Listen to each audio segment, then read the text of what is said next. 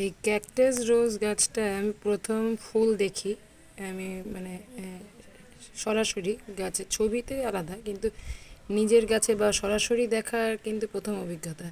এটা ক্যাকটাস রোজ। আমি তখন নার্সারি থেকে, তখন নার্সারির দাদা বলেছিল এটা নিয়ে যাও, এটা খুব রেয়ার গাছ, রেয়ার প্ল্যান্ট। তো ক্যাকটাস জাতীয় মরুভূমিরই উদ্ভিদ অ্যাকচুয়ালি। এটা সেন্ট্রাল বা সাউথ আমেরিকার দিকে। কিন্তু এদের ডিফারেন্সটা হচ্ছে, যেটা আমরা উদ্ভিদে দেখি মরুভূমির উদ্ভিদগুলো, যাতে গাছের ডালে কাটা বা স্পাইনসগুলো হয়।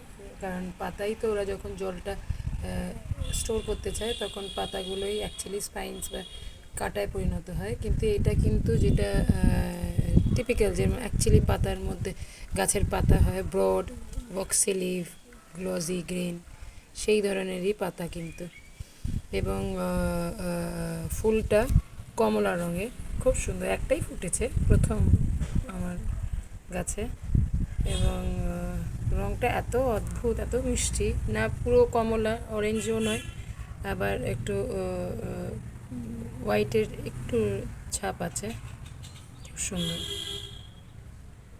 মরুভূমির গোলাপ বা ক্যাকটাস রোজ বলে। বর্ষার সময় ফুলটা ফুটলো, এন্ড অফ অগস্ট বলতে পারেন। পরে ইচ্ছা আছে যদি দেখি গাছের ডাল কেটে যদি আবার নতুন করে কোনো গাছ চারা বানানো যায়। স্কুলে আমার বান্ধবীগুলো একটু বলে মাঝে মধ্যে, ওই গোলাপে ওই গাছটা এনে দিও, তো ওই গাছটা তো চেষ্টা করবো। আমি আবার বললাম গাছের সম্বন্ধে জ্ঞান খুব সামান্য আমার, আর একটু বাড়ুক, তারপরে আমি গাছটাকে আবার এটা চারা তৈরি করার চেষ্টা করব। ভারী সুন্দর, কমলা সুন্দরী।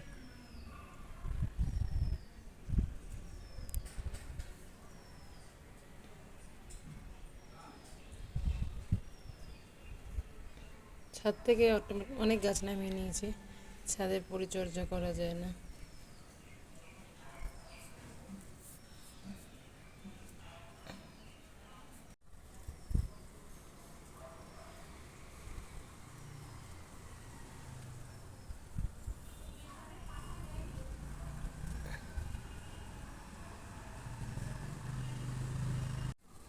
আপনারা এই গাছটিকে কী নামে চেনেন, যারা জানেন একটু কমেন্ট করবেন প্লিজ। কারণ আমার কাছে এই যে বললাম প্রথমবার দেখা, প্রথম ফুল।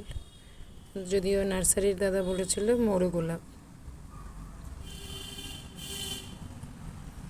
প্রফেসর দাসের সঙ্গে দেখা হয়েছিল, বললাম যে উনি তখন বলেছিল নিয়ে যাও, গাছটার ফুল খুব সুন্দর আর খুব রেয়ার, ভালো লাগবে।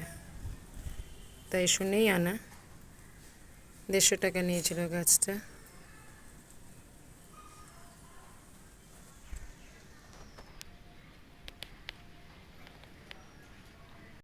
হলুদ জবা গাছটায় এখন কুড়িগুলো এসছে, কিছুটা আরও বেড়েছে, কুড়ির সংখ্যা বৃদ্ধি পেয়েছে।